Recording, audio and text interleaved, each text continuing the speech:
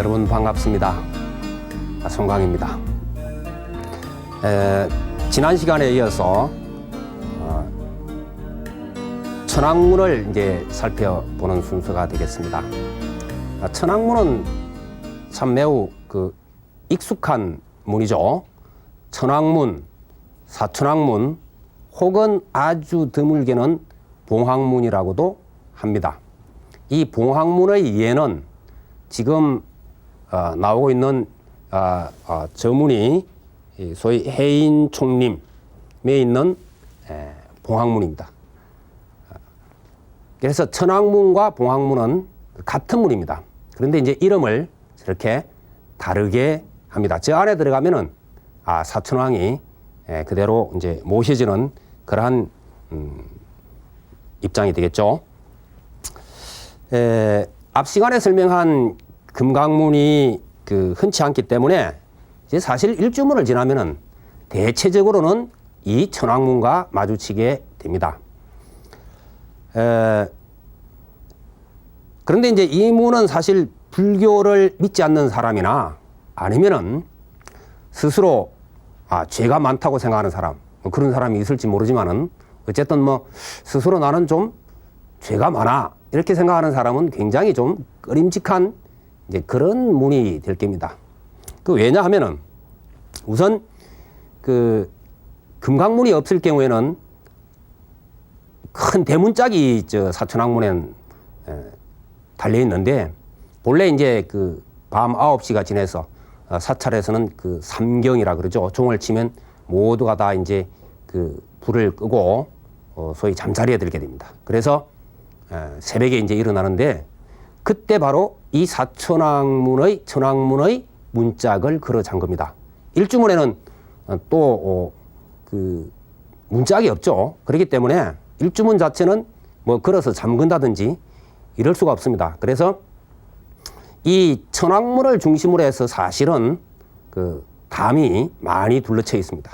그래서 천왕문을 걸고 나머지 각 담에 붙어 있는 연문이라든지 쪽문을 전부 다 걸어서 소위 도량 전체를 차단시키는 그러한 이제 경우가 되겠습니다만은, 낮에는 보통 이게 열려 있죠. 열려 있어서 바로 눈에 띄지는 않지만은 들어가면서 양쪽 문을 살펴보면은 거기에 소위 금강역사가 눈을 부릅뜨고 주먹을 움켜쥐고 내리칠 듯이 이렇게 이제 하고 있으니까 벌써 거기서부터 좀 겁을 먹을 수밖에 없어요. 그런데 이제 지금까지는 밝은 공간을 쭉 지나면서 또 일주문도 기둥 하나가 일렬로 서 있으니까는 거의 바깥 경계나 마찬가지죠. 그랬다가 이제 큰 정각에 들어갑니다. 3칸의 보통 이제 3칸으로 되어 있는데, 아마 법주사 천왕문이 5칸 이런 식으로 되어 있을 겁니다. 대부분이 이제 3칸으로 이렇게 되어 있는데, 안에 들어가면은 이제 갑자기 어두워져요. 그럴 수밖에 없죠. 어두컴컴한데 이렇게 주위를 살펴보면은 이건 인왕상은 문제가 아니죠. 아직 눈은 왕방울만 하지 몸은 붉고 푸르고 이렇지. 그 다음에 거기에는 또 각종 무기를 들고 있어요. 칼을 들고 있거나 아니면은 또 보탑을 들고 있거나 어쨌든 삼지창을 들고 있거나 무기를 잔뜩 가지고 있고, 또 발 아래는 보면은 마귀들을 소위 질끈 밟고 있습니다. 그 발 밑에 밟혀 있는 소위 마귀들의 고통스러운 모습하며 이런 것들이 자칫 잘못하면 등골이 오사가 질지도 모릅니다. 실제로 제가 알고 있는 어떤 불자님은 그런 말씀을 하시더라고요. 불교에 귀하기 전에는, 예전에는 다른 종교를 믿고 있었는데 가족들이 이제 사찰에 가자.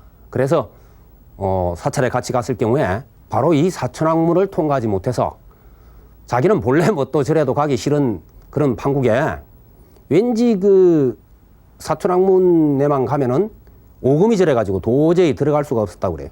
그래서 불교에 귀하기 전까지 수십 년 동안 그렇게 많이 가진 않았지만 사찰에 갔어도 결국은 이 천왕문을 통과해보지 못했다.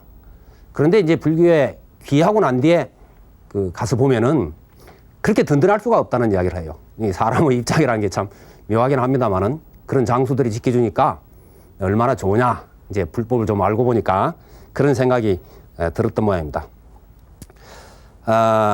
그러나 이렇게 이제 좀 무시무시한 소위 모습들, 어떤 사람은 그런 이야기도 하대요. 아이고, 저 사찰에 수문장 깨긴 사천왕 문 같은데 좀 따스한 미소로 이렇게 포근하게 감싸주는 그런 성상들이 모셔져 있으면 훨씬 더 좋지 않았을까요? 하는 그런 이제 얘기를 합디다마는, 그러나 이 무서운 그 행상 가운데는 사실 깊은 뜻이 담겨 있다. 그래서 그 뜻을 알고 보면은 그렇게 친근하고 든든할 수가 없다는 겁니다. 본래 이 사천왕은 사실 그 인도의 재래신들이었습니다. 재래신들이었던 것이 부처님 전에 귀해서 결국은 나중에 불법을 수호하는 호법신이 됩니다. 그래서 인도에서는 대부분이 그 귀족상을 했다 그러는데, 이것이 중국이나 우리나라로 오면서 굉장히 좀 무서운 형상을 갖추게 되었습니다만은, 어쨌거나 그 천왕문이 아까 그 사천왕문을 줄였다, 그렇게 이제 이야기를 했죠. 그러니까 결국 사천왕이 거처하는 곳이다, 그런 뜻입니다. 그러면 그 흔히 이제 우리가 천왕문 그렇게 이야기를 하지만은 이것은 사천왕문이 줄임말이다 하는 말이고, 또 아까 그 해인사의 모습에서 설명을 했습니다만은 그 봉황문이다, 이렇게 이제 그 이야기도 합니다. 봉황문.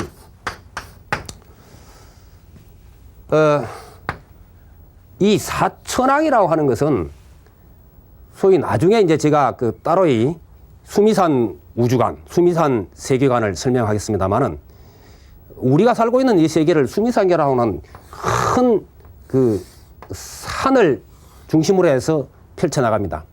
뭐 이 아래는 그 남선부주 사주가 있고 향수해가 있고 또 7개 산이 있고 이렇게 합니다만은, 이 수미산의 중특쯤에 해당되는 것이 사천왕천입니다. 이 사천왕천의 소위 천왕들이죠. 그래서 이 사천왕천에 주석하면서 동서남북 네 방위를 각기 맡아서 그곳의 그 백성이나 이런 것을 전부 다 지키고 위호하고 또 불법을 수호하는 그러한 입장이 되었습니다. 그래서 이 사천왕은 이제 각기 그 동서남북의 다른 이름의 천왕들이 네 왕이 있습니다. 첫 번째 이제 저도 사실 사찰에 왔다 갔다 하면서 이 동서남북의 방위라든지 이 네 왕의 모습 같은 것이 사실은 잘 분간이 잘 안 갔었어요.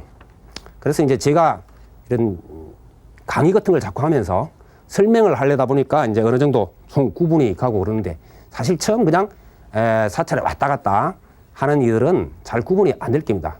그러나 자세히 살펴보면은 각기 특징을 가지고 있기 때문에 다 구분할 수가 있습니다. 첫 번째 이제 그 동쪽을 관장하는 왕이 있는데, 이 동쪽을 관장하는 왕은 이름이 지국천왕입니다. 우선 동방이 되죠. 동방은 지국천왕. 나라를 호지한다, 이런 말이죠. 이 지국천왕은 그 몸 모습이 청색입니다. 푸른 살색을 가지고 있습니다. 나중에 이제 이러한 모습들을 종합적으로 설명할 때 바로 푸른색이다, 동쪽이다, 뭐 지국이다 하는 말들이 한꺼번에 연계가 되면서 관련성을 갖습니다. 그래서 그것은 제가 나중에 이제 종합적으로 설명을 드리도록 하고, 그 다음에 입은 아주 굳게 다물고 있고 그 모습을 보면은 오른손에는 검을 이렇게 들고 있고 왼손은 그냥 주먹을 쥔 상태가 대부분입니다. 그 조선조 후기에 조성된 천왕문에 보면은 좀 모습이 달라요. 이게 가지고 있는 물건들이 좀 뒤바뀌기도 하고 그렇습니다만은 조선조 후기 이후에 만들어진 사천왕상을 보면은 지국천왕이 이 비파를 들고 있습니다. 사실은 본래는 비파는 나중에 북방의 다문천왕이 가지고 있는 것인데 이거 중간에 어떻게 된 것인지 조금 바뀌어 있어요. 그래서 어떤 책에는 지국천왕이 비파를 들고 있는 모습이다 그렇게 이야기를 하는데 우선 푸른 피부색을 가지고 있으면은 우리가 그것이 지국천왕이다 그렇게 이제 보면 되겠습니다. 그리고 이제 이 비파 부분에 대해서 제가 다란이 경이라든지 일자 불정륜왕경이라고 하는 경이 있는데 그곳에 이 사천왕에 대해서 살펴보니까 이 지국천왕은 비파를 들고 있지 않습니다. 칼이나 검이나 뭐 이런 것을 들고 있기 때문에 칼을 들고 있는 것이 정상적이다 그렇게 보면 되겠어요.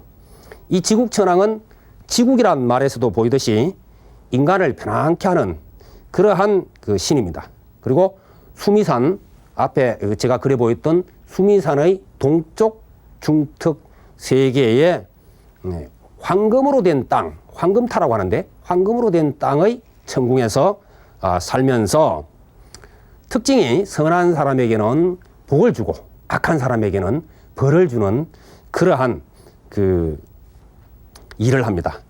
그리고 이제 언제나 그 사람들을 보살피면서 국토를 지키겠다라고 하는 그런 이제 서원을 세운 왕이다. 그렇게 이제 이야기를 하면 되겠습니다. 그러면은 지국천왕은 동쪽을 지키는 지국천왕은 가장 특징이 가지고 있는 물건, 소위 지물은 칼이 될 수도 있고 비파도 될 수도 있기 때문에 가서 구분하기가 좀 어려울 거예요. 그래서 피부색이 좀 청색으로 표현된 왕이 있다면은 그것은 동쪽을 지키는 지국천왕이다. 그렇게 알면은 가장 쉬울 겁니다. 두 번째가 이제 그 남방을 지킵니다. 동쪽에서부터 남쪽, 서쪽, 북쪽으로 이렇게 한 바퀴를 돌아가는데 이 남방을 지키고 있는 왕은 정장천왕이다. 정장이란 말은 무엇을 자꾸 키워간다, 뭐 기룬다 그런 뜻이죠. 정장. 그리고 이 정장천왕은 그 피부 색깔이 붉은 계통입니다. 그래서 적육색이라 그러는데 붉은 계통의 그 피부색, 살색을 가지고 있다. 그렇게 보면 되죠. 그래서 정장이란 말이 나타내듯이 이 정장천왕은 자신의 그 위엄과 덕을 말하자면 자꾸 이렇게 정장시키면서 키우면서 일체 중생에게 이익을 주겠다. 그렇게 서원을 세웠다 그럽니다. 그리고 이제 이 수미산 남쪽 전부 다 이제 중턱이 됩니다만은 중턱의 그 유리로 된 땅, 이 유리타라 그러는데, 타라고 하는 말이 이제 이게 흙덩어리, 이 보리살 탈 때 이 타를 봤을 겁니다. 흙덩어리가 단단한 모습을 이 타라 그럽니다. 그래서 그 황금의 땅 혹은 유리의 땅 뭐 이렇게 이제 해석하면 될 거예요. 거기 이제 유리타라고 하는 천궁에서 살고 있는데 눈 모습이 특별하게 그 환한 모습을 하고 있습니다. 눈을 부릅뜨고 화가 난 듯한 그런 눈 모습을 하고 있고 그 다음에 이제 대체적으로 오른손에는 용을 움켜쥐고 있습니다. 용을. 그 다음에 왼손에는 용이 이제 가져야 될 게 뭡니까? 여의주죠. 그 여의주를 소위 그 엄지와 이 중지로 이렇게 살포 쥐고 있는 그런 모습을 하고 있다. 그래서 용을 거머쥐고 여의주를 가지고 있고 붉은 모습이다. 그러면 그것은 남방을 지키는 정장천왕이다. 그렇게 이제 알면 되겠습니다. 그 다음에 이제 남방에서 서쪽으로 이렇게 돌아가면은 서쪽에는 광목천왕입니다. 이름을 빌리자면은 아주 큰 눈을 가졌다 이런 말인데 혹은 이게 이제 아간 아주 그 환한 눈을 하고 있다. 이래서 눈을 부릅떠 가지고 일체 악을 물리친다. 그래서 악안이라고도 합니다만은 광목으로 대부분 통합니다. 그래서 이 광목천왕은 백은으로 된, 은으로 된 곳에 살고 있으면서 소위 피부가 흰색이고 여러 가지 웅변으로 나쁜 것들을 물리치기 때문에 입을 벌리고 있다. 그래서 이 광목천왕은 흰색, 입을 벌리고 있다. 이런 것으로서 특징을 삼으면 되겠습니다. 이 왕은 심한 고통을 느끼게 해서 결국 도 닦는 마음을 내게 하겠다는 서원을 세웠습니다. 오늘은 여기까지 하고 다음 시간에 이어서 나가겠습니다.